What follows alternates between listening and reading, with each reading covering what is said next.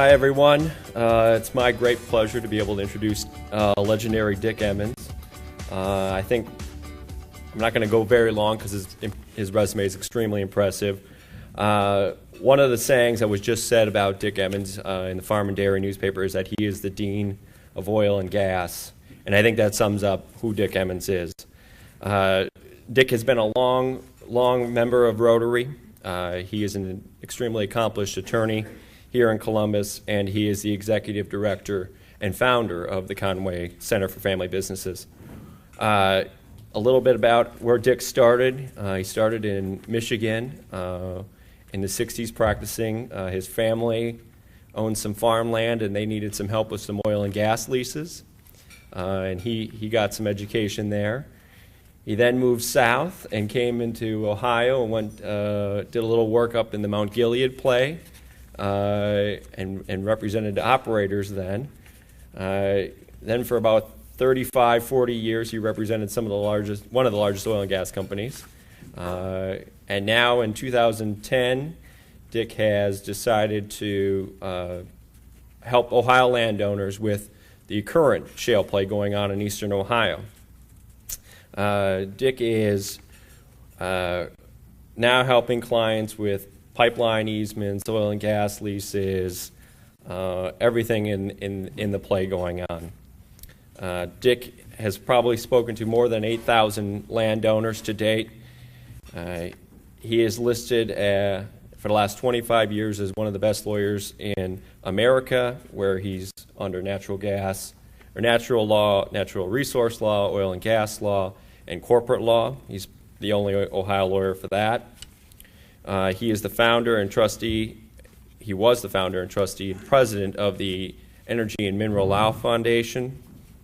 He was the chair of the Ohio Association Oil and Gas Committee.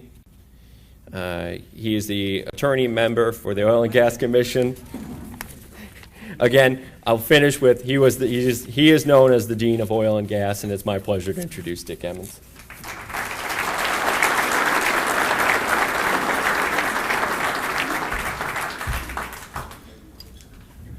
Thanks, Craig, and thanks to Rotary for inviting me to speak.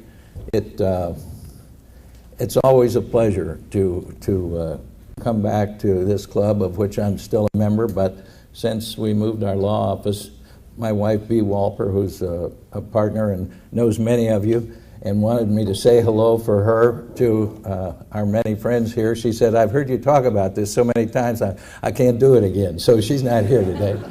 But she wanted me to say hello. So thank you very much for having me. And I hope in the time, I'm going to stop at 5 of 1, so if there are questions. Because what I'd like to do today is to let you know, and many of you already know much of this, but let you know why this time the oil and gas business is different. There's Utica Shale, there's also Marcellus, but it's primarily in Ohio, it's Utica Shale. And it's so different from the oil and gas business that has gone on in Ohio since 1850, actually. In 1890, Ohio was the largest oil and gas producing state in the country. Think of that. But the numbers were very small. Today, Ohio, well, let me start with trying to point some of this, although I don't think you'll probably be able to see. I don't know. Can you see anything of that in the back? Can you see the red? Let me ask, the red and the pink in the back?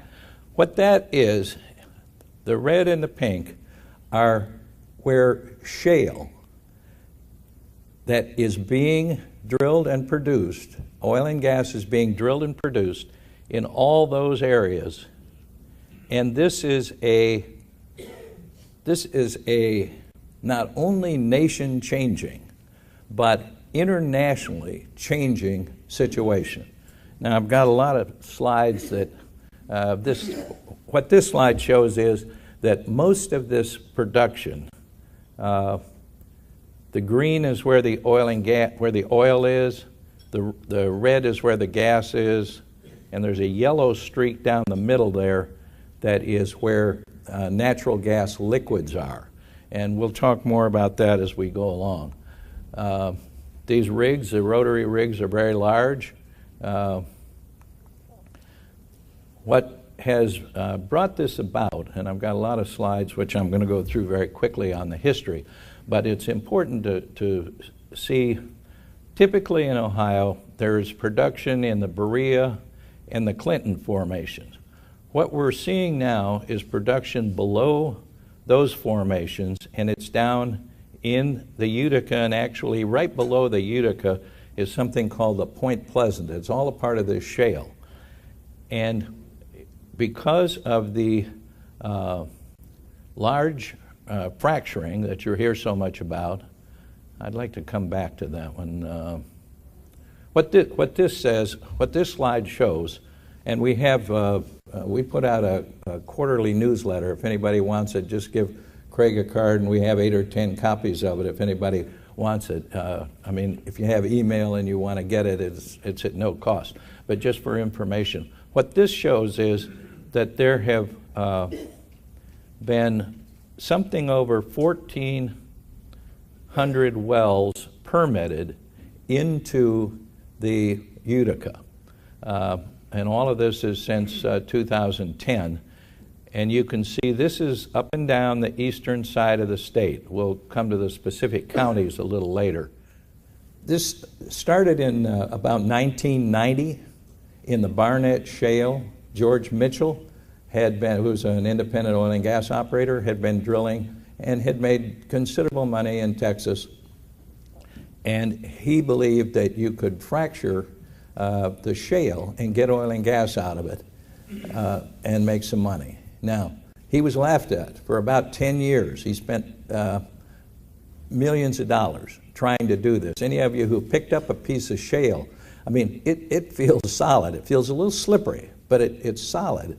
And you look at it and you think, how are they going to get the oil and gas out of that? He figured it out in 1990.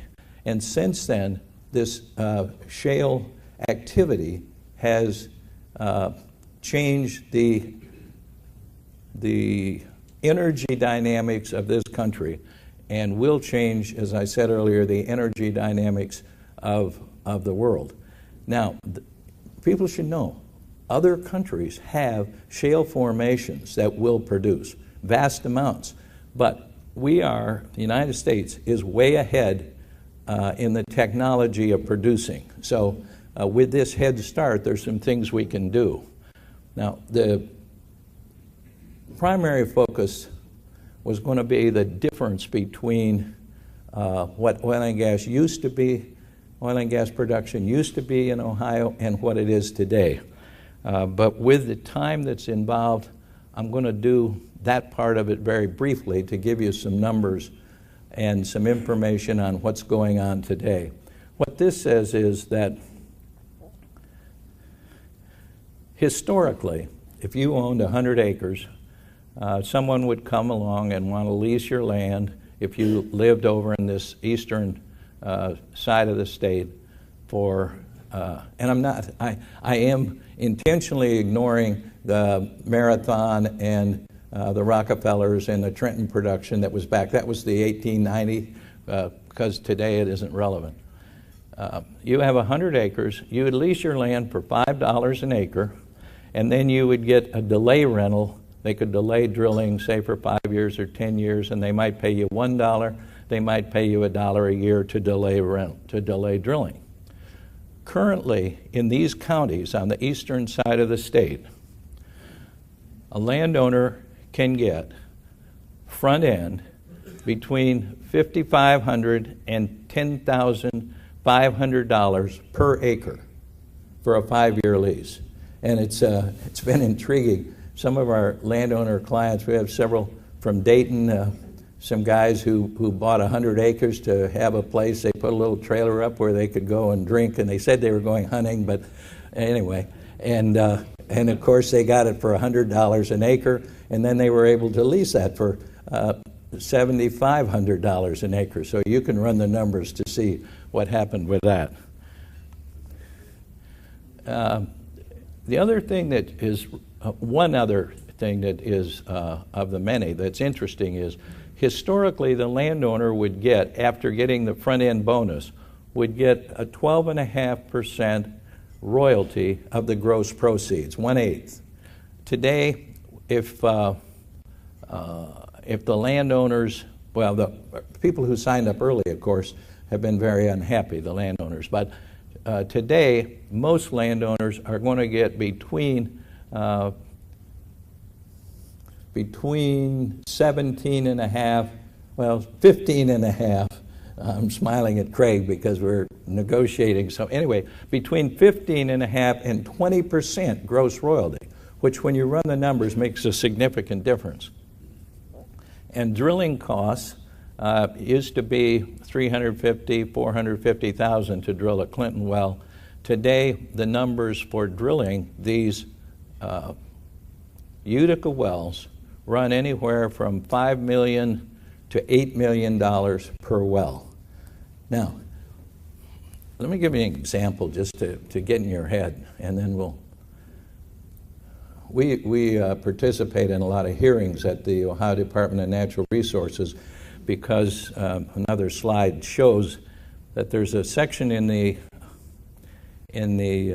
Ohio Revised Code that says that if a oil and gas company gets 65% of an area leased, and the other landowners, I mean, you can imagine there are a number of landowners who don't want these big rigs and the fracturing and all this sort of thing.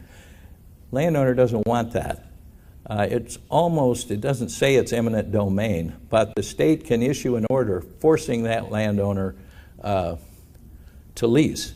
And at one of these hearings that Craig and I attended this year, one of the large public companies gave these numbers, and we've since seen higher numbers than these. They expected to drill 10 wells on what they do now. It used to be on 1 acre. I've got slides that show this, but it used to be when they drilled a well, it might be on 1 acre or 2 acres for the Clinton formation. Typically today, they'll have a pad that they'll come in, put down blacktop. The pad will be anywhere from 6 to 10 acres, and they will drill anywhere from 6 to 10 wells off of that pad. So the numbers that this petroleum engineer from Oklahoma gave, we're going to drill 10 wells because you have to come to the ODNR in order to get the state to force pool the landowners. And they have to give numbers justifying the state telling a landowner who doesn't want to lease, you're going to lease. We're going to drill 10 wells. It's going to cost $55 million, roughly $5.5 million per well. We expect to make $110 million profit on those 10 wells. So, and that's over a 25-year period, and they get back roughly a third of it within 3 years, sometimes more. But those are some of the numbers that we're dealing with. Okay, we got 5 minutes. Let's see where we go with this.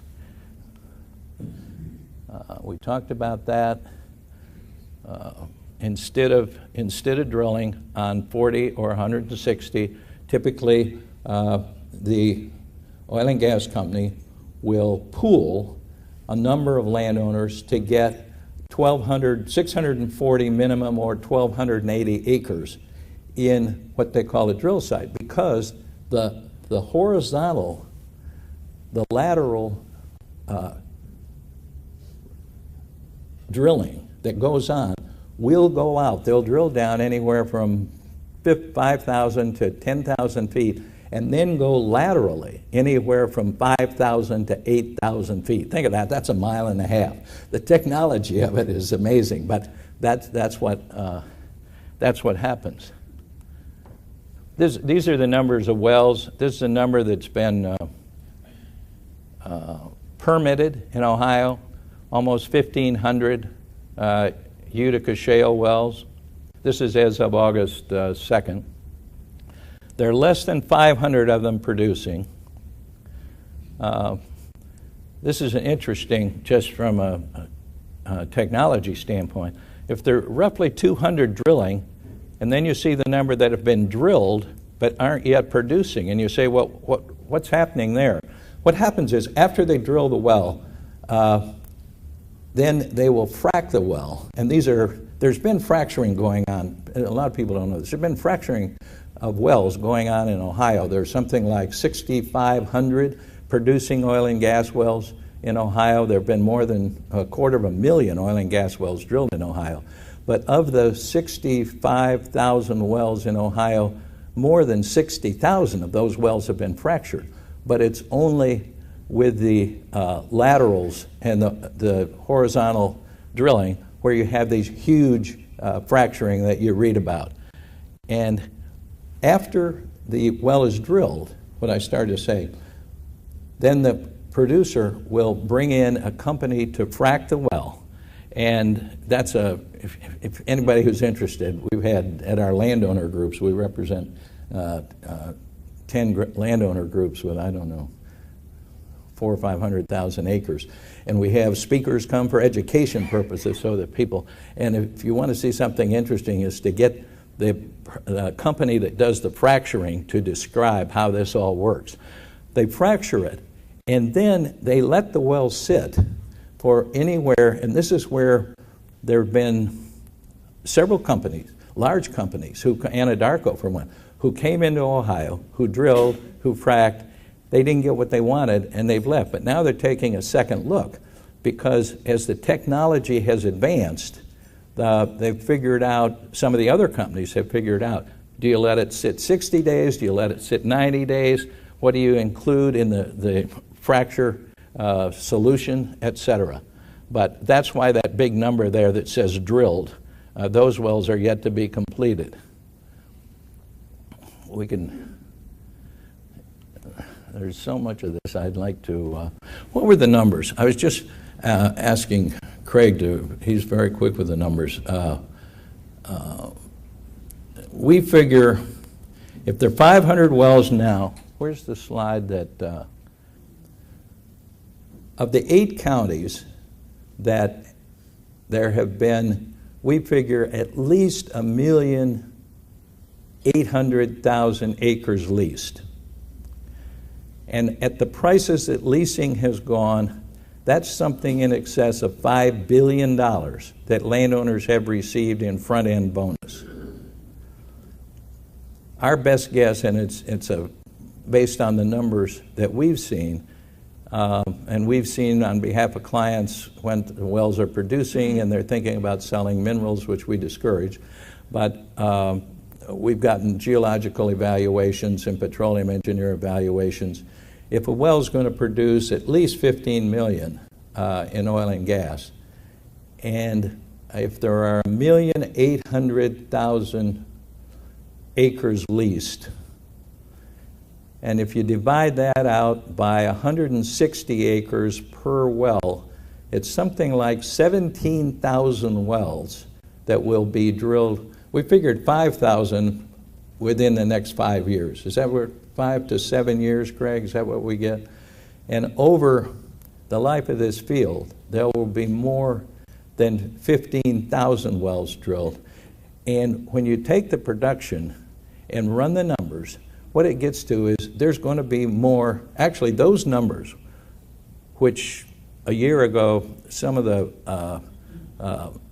media was saying, well, this field is really not that much compared to the Bakken in North Dakota. Well, it may not be for a couple of reasons. One, Bakken is oil, and oil sells for $100 a barrel, and gas sells for $4 an MCF. But we figure conservatively there'll be $1.5 trillion of oil and gas produced in Ohio over the next 20 years. And that's a conservative number. What I started to say was that some of the media had been saying that this wasn't as large as someplace else. But think of the enormity of what we're talking about. And it is putting, you say, well, but then some of the newspaper articles I read say, well, most of the money goes out of state. Well, okay, it's $1.5 trillion, and 15 to 20% of it is staying in Ohio, plus all the jobs that are created. I mean, people who've been over to Cambridge or up to Dover, And now the whole play has moved. I was going to have a slide, and I went past it. Those towns are bursting at the seams. Now, there's good news and there's bad news. People who live in those towns and are paying rent, especially retirees, I mean, they're having a real problem because the prices have all gone up. So this whole activity will create problems, but from the standpoint of Eastern Ohio, which many of you know has historically, what we call it Appalachia, it's been a poor area, especially now that the play is moving. I mean, the major counties are Jefferson, Harrison, Guernsey, it started Carroll, Columbiana. That was the initial, those were the initial counties, and they talked about Trumbull. Standard Oil paid, Exxon paid $5,500 an acre for 70,000 acres, but Trumbull County has now been, isn't as important. What's happening is moving south. Belmont, Monroe, we've had clients get as much as $12,000 an acre in those counties. This is what's happening. It's doing a lot of good things for Eastern Ohio. A friend of ours who's a John Deere dealer, of course, has had several great years, you can imagine. The people with pickup trucks are having great years, and there's some downsides. Anyway, I've gone beyond my 5 minutes. I got 2 minutes. Are there any questions anybody wants to? Yeah. Mr. Emens, a couple of months ago, I think the gentleman's name was Tom Farrell, the CEO of Dominion Services, was speaking at the Cleveland Club, and he was going to quantify how much oil and gas is just in like Eastern Ohio, Western PA, Western New York. He said there was more oil and gas than in Saudi Arabia, which was kind of shocking to me. Clearly, doesn't that create better energy independence? This is I've seen that number and heard those things said, and I'm not neither an engineer or geologist, but everything that we've seen is it's huge. I mean that's the message. Interesting, especially in light of what's happening in Ukraine now. Interesting to me, at least. The federal government, you have to get 2 permits. You can't export oil without 2 permits. You can't export natural gas without 2 permits. So far, there's been only one that allowed some, I think it was ethane, is now being exported. But you think about what could happen if the government didn't keep this from being exported. And the prices, you've seen the prices at the pump come down because of oil. Let me give you a couple real quick numbers to work with. Oil, roughly $90 to $110 a barrel. Natural gas, dry gas, turn on your stove, whatever, roughly $360 to $460 an MCF. 6 MCFs of gas are the energy equivalent of 1 barrel of oil. So if gas were selling, if natural gas, this isn't gasoline at the pump, if gas were selling for what oil is selling, you can see the dynamic. I mean, what we're talking about is gas is being sold for $25 compared to $100 for oil. And there are a lot of benefits to this country because chemical companies, manufacturing companies, et cetera. But on the world stage, I don't think that the Department of Energy and the Federal Energy Regulatory Commission and other agencies in Washington have caught up with what's going on. But anyway, other questions? Yeah. What would be the impact of Governor Kasich's tax proposals on the industry in Ohio?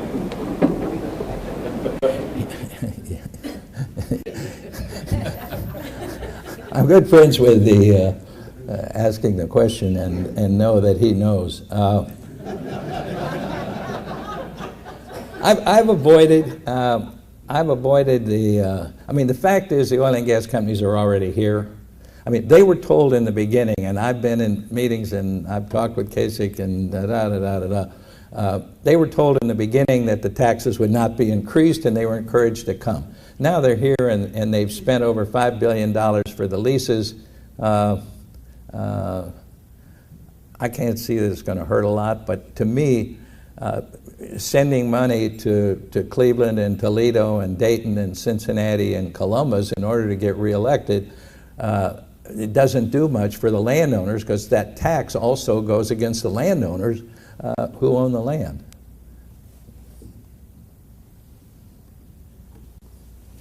It's 1 o'clock. I thank you all for letting me come and speak to you. And again, it's really nice to see so many friends. Thank you so much.